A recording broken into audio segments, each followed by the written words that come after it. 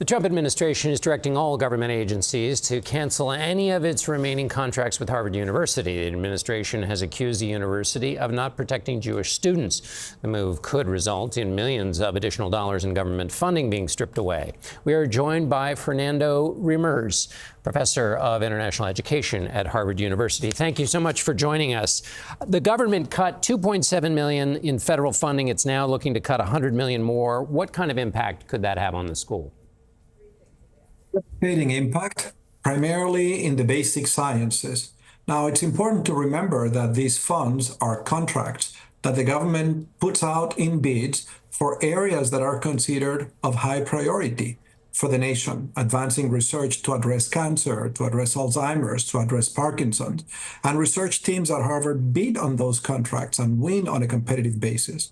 So there is no connection between canceling those contracts and the alleged concern of the government with anti-Semitism. What is the leader of a cancer research lab to do about that issue? So it'll have a pretty bad impact in basic science. And that impact is not just obviously on the university, but on all of Americans and indeed the world who benefit from that science. Why can Harvard close the gap if this money is denied through the endowment or other ways?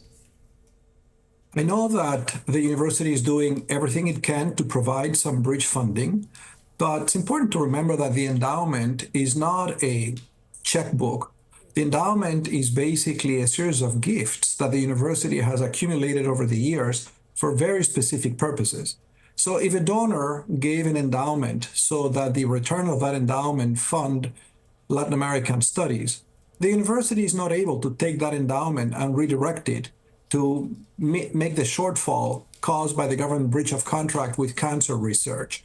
So the university is doing what it can, but these actions are pretty damaging, as is the recent ban on foreign students and scholars that would prevent them to come from the university. Both of those actions will change Harvard as we know it.